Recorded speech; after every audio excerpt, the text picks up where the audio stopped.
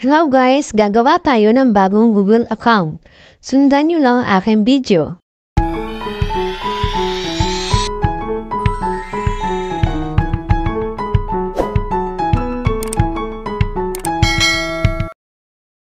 Una, hanapin ang settings sa inyong cellphone.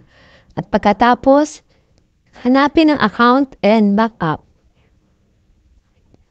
Tapos dyan, i-click yung manage account.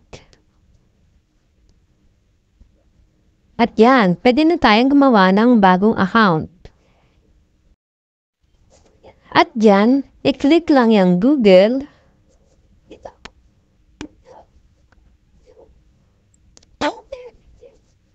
At pagkatapos, i-click yung create account. At piliin niyang for my personal use.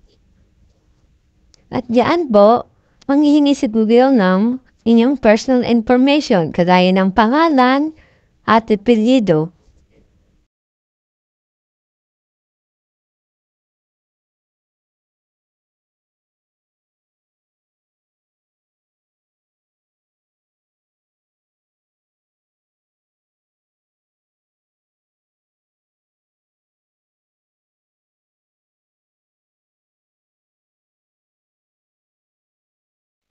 Pag nakaisip na kayo ng pangalan, i-click yung next. At diyan, hihingi rin siya ng inyong birthday.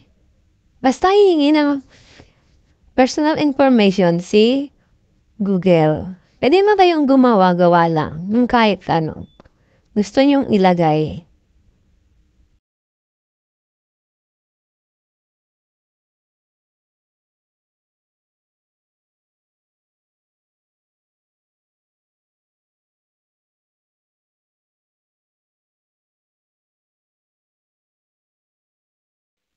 At diyan, pwede naman kayong mamili sa ibinigay ni Google na sample. At pwede rin naman kayong mag-create ng sarili niyong Gmail address.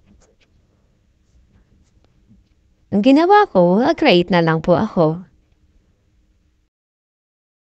At diyan, gumawa na lang po ako ng sarili kong Gmail address. At guys, sa mga hindi pa nakapag-subscribe, subscribe naman po at palike naman po ng aking video. Salamat!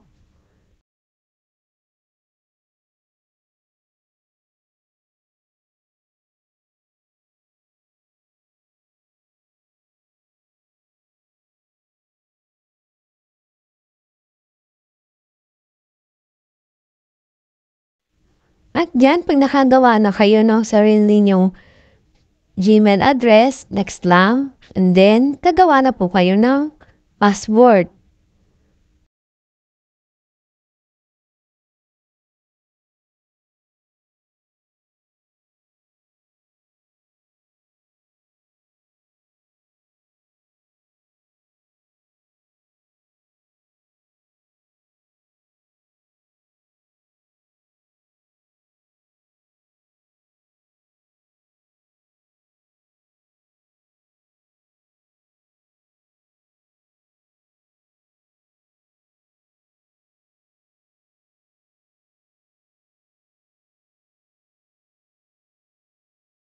At yan pala, i-click nyo lang yung yes, I'm in.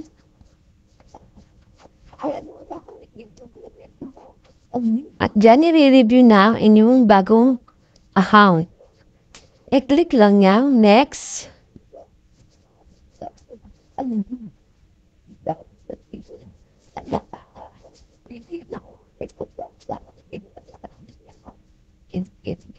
At ayan, basahin nyo lang kung gusto nyo basahin yung kanyang privacy policy. Tapos, click lang yung I agree.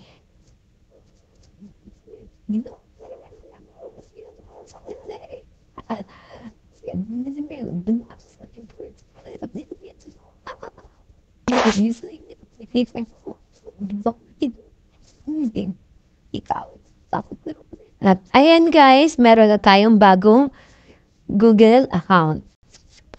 bagong Google account na pwede nyong gamitin. Ayan lang guys. Nandito na ang aking video at sana nagustuhan nyo ang aking video, pa-like and pa-subscribe naman po. Thank you!